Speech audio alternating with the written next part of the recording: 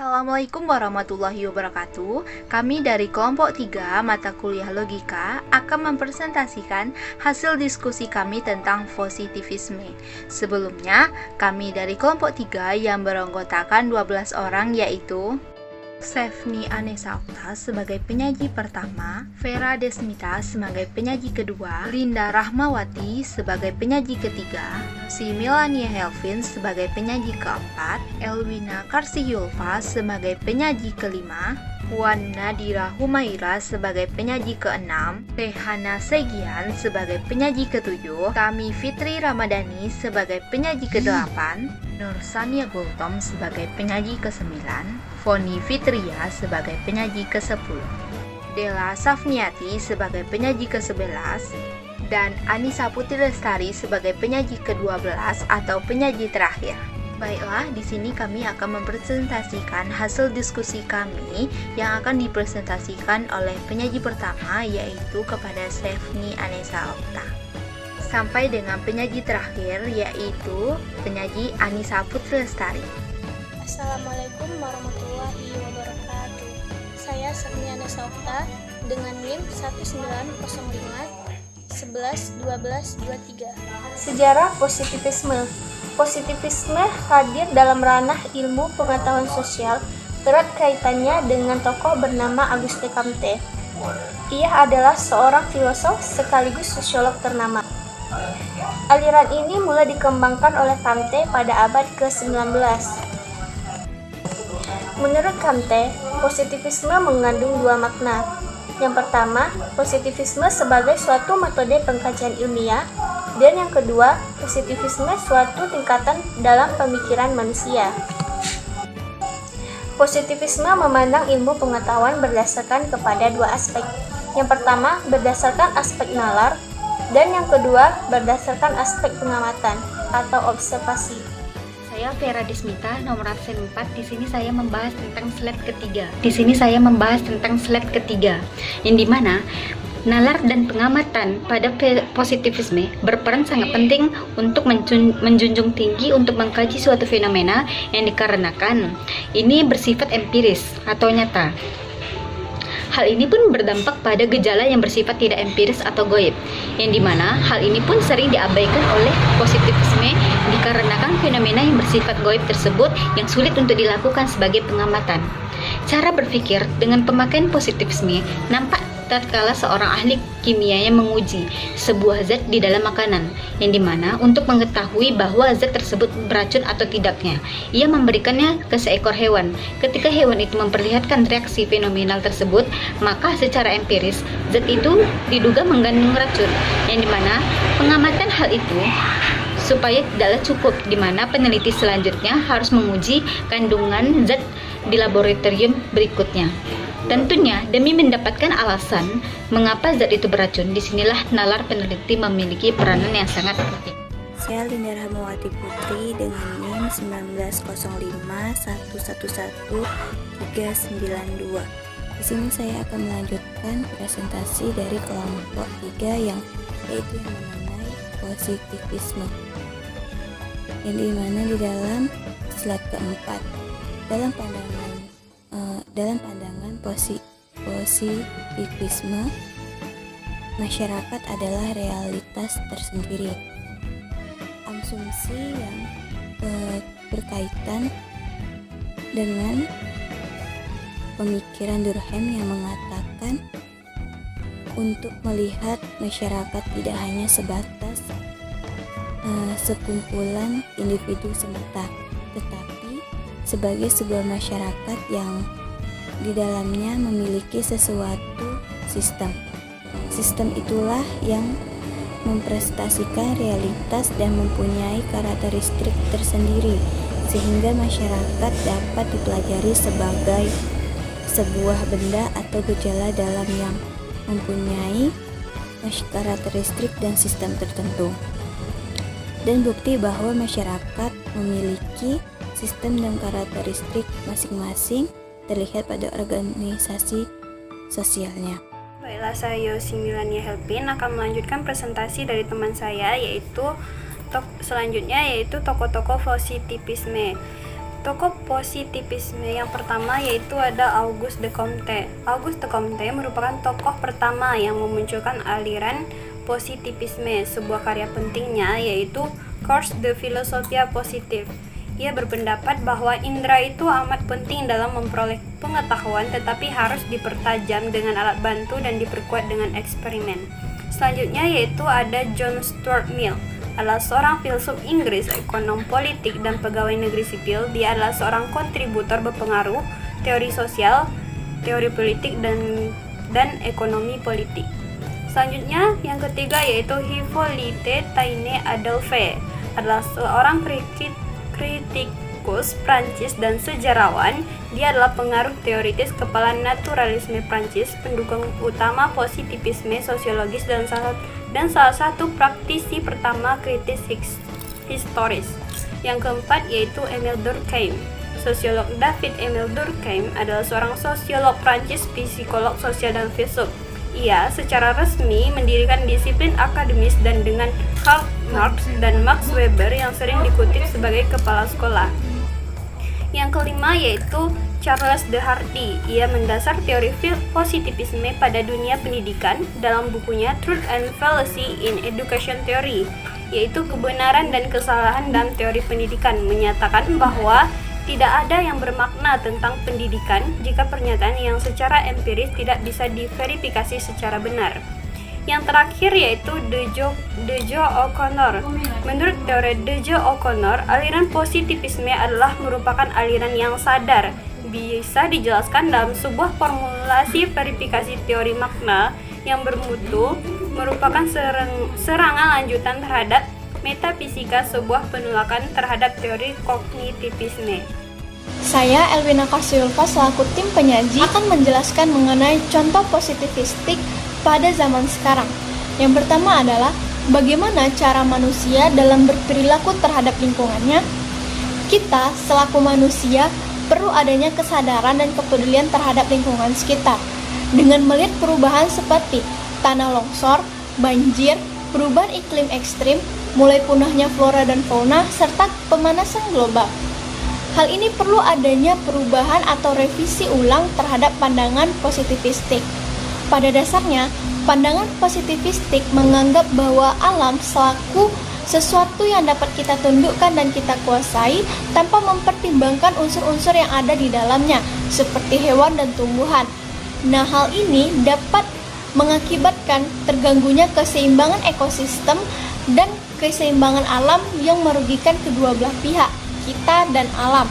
Contohnya, apabila kita menebang pohon, maka akan terjadinya banjir dan tanah longsor yang sangat merugikan kita.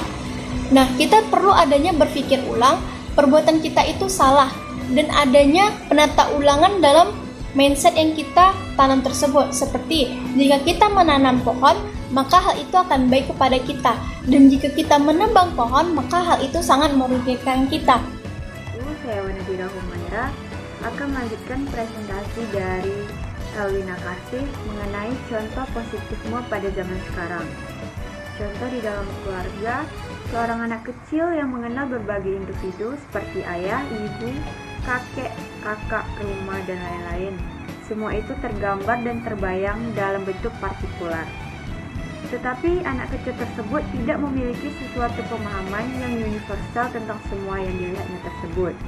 Selain kepartikularannya, epistemologi ini juga cenderung bersifat lahiriah dan tidak mendalam, sekedar menyaksikan segala yang sifatnya lahiriah atau material. Epistemologi indrawi tidak dapat mengetahui hubungan sebab dan akibat. Keharusan antara hubungan sebab dan akibat, di mana ketika sebab telah sempurna, maka pasti akan muncul akibat, karena penekanannya yang sangat indrawi tersebut. Maka tidak mampu mengetahui hubungan batin, esensi, dan substansi berbagai benda yang ada, yang sebenarnya mampu manusia mengetahui kalau tidak hanya menggunakan fakultas yang indrawi semata. Keadaan epistemologis yang lain dari epistemologi indrawi ini adalah sifatnya yang kesekarangan. Hal ini tentu saja disebabkan oleh penekanannya yang berlebihan kepada indera tersebut. yang dengannya kemampuan untuk melihat hal-hal yang non-fisik tidak bisa. Karena hal-hal yang non-fisik dalam pemahaman epistemologi itu memang tidak ada, seperti yang telah dinyatakan dalam asumsi ontologisnya. Keterangan ini menunjukkan bahwa positivisme meyakinkan sesuatu itu hanya memiliki satu dimensi semata, yakni dimensi material atau benda mati semata. Setelah sesuatu itu mati, ya habislah perjalanan dari sesuatu itu. Karena berpikir yang materialistik, kuantitatif tersebut akhirnya berpengaruh terhadap perlakuan manusia yang mengadopsi pemikiran positivisme itu. Saya Sehana Siagian. Saya akan melanjutkan presentasi yang sudah disampaikan oleh teman saya sebelumnya.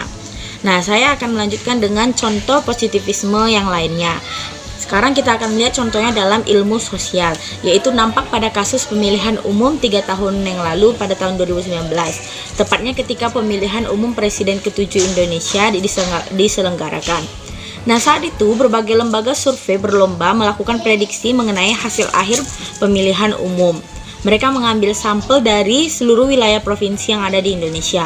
Namun apa yang terjadi? Berbagai lembaga survei menampilkan hasil yang berbeda dan bahkan cenderung bertolak belakang. Alasannya adalah terdapatnya perbedaan lokasi pengambilan sampel di antara lembaga survei yang satu dengan lembaga yang lainnya. Dan kemungkinan juga sampel yang diambil porsinya adalah berbeda. Saya Tami Fitri Rahmadani dengan NIM 1905113714. Saya akan melanjutkan presentasi yang sebelumnya sudah dijelaskan oleh rekan-rekan saya. Perkembangan positivisme. Positivisme merupakan empirisme di mana pengetahuan apa saja merupakan pengetahuan empiris dalam satu atau berbagai bentuk. Maka, tidak ada spekulasi yang dapat menjadi pengetahuan. Filsafat positivisme bersandar kepada suatu hal yang bersifat real, nyata, dan kasat mata. Hal yang bersifat abstrak tidak dapat dijelaskan di dalam positivisme. Jadi, positivisme hanya mendasarkan pada kenyataan yang menggunakan metode secara ilmiah. Berpikir positivisme menyatakan bahwa pengetahuan manusia berkembang secara evolusi yang dibagi menjadi 3 tahap. Yang pertama, tahap teologis. Dalam tahap ini, manusia percaya pada kekuatan ilahi di belakang gejala alam. Yang kedua, tahap metafisik. Pada tahap ini, ide-ide teologis digantikan dengan ide-ide yang bersifat abstrak. Dan yang terakhir, tahap positif. Tahap ini merupakan puncak pengetahuan manusia yang disebut sebagai pengetahuan ilmiah. Kemudian, positivisme di bidang IPA dan IPS. Nah, yang pertama kita akan membahas dulu tentang ilmu pengetahuan alam atau IPA. Positivisme mendefinisikan ilmu pengetahuan sebagai sistem pengetahuan yang dibangun secara kumulatif melalui metode-metode eksperimental yang ketat, bertahap, dan struktur. Metode-metode eksperimental ini adalah ciri khas dari metode ilmu pengetahuan alam. Kenapa IPA merupakan model utama ilmu pengetahuan positif? Karena ilmu pengetahuan ini memiliki asumsi-asumsi filosofis yang kemudian secara jelas dipraktekkan dalam penelitian ilmiah. Nah, di mana asumsi-asumsi filsafat ilmu pengetahuan ini antara lain terbagi menjadi 3. Yang pertama, ilmu pengetahuan berorientasi dari fakta-fakta positif. Artinya, fakta-fakta yang ada di dalam ilmu pengetahuan alam itu dia bersifat pasti dan tidak dapat diragukan lagi kebenarannya. Kemudian yang kedua, fakta-faktanya bersifat mekanis dan material, baik berupa materi inorganis maupun materi organis, sehingga keberadaannya dapat kita amati dan dapat kita buktikan secara publik dan empiris. Dan yang terakhir, karena faktanya tadi itu bersifat mekanis, maka ilmu pengetahuan positif dapat menjelaskan gejala alam berdasarkan pada hukum sebab akibat. Selanjutnya, positivisme di bidang ilmu pengetahuan sosial atau IPS. Berdasarkan asumsi-asumsi tersebut, Auguste Comte menggagas sebuah kajian ilmiah mengenai masyarakat. Masyarakat diasumsikan sama halnya dengan gejala alamiah yang objektif. Individu-individu anggota masyarakat diibaratkan seperti kumpulan atom yang membentuk benda, nah di mana benda ini disebut dengan masyarakat. Nama saya Nur Sani Gultom dengan NIM 1905155062. Di sini saya akan melanjutkan presentasi materi di bagian PowerPoint pada slide ke-11 sampai ke-13. Materinya itu tentang pengaruh positivisme. Baiklah teman-teman, bisa melihat PPT kelompok kami sajikan, yaitu pengaruh positivisme. Pengaruh positivisme ini dibagi menjadi 2 bagian, yaitu di dalam bidang hukum Indonesia dan di dalam bidang pendidikan. Nah, di dalam bidang hukum Indonesia merupakan hukum Indonesia yang tertulis dan dilegalisasikan oleh negara yang merupakan bukti konkret dari pengaruh positivisme. Dalam praktik penyelesaian hukum oleh hakim di pengadilan, pengaruh positivisme ini juga sangat kuat. Misalnya, sebagai pembuktian masalah hukum dan kebenaran hukum berdasarkan pembuktian yang konkret dan empiris. Pengaruh positivisme ini juga tampak dalam sistem peraturan hukum yang standar, yang diberlakukan untuk seluruh warga negara, terutama dalam bidang hukum pidana. Yang kedua, dalam bidang pendidikan. Positivisme telah membuat terobosan dalam penelitian pendidikan.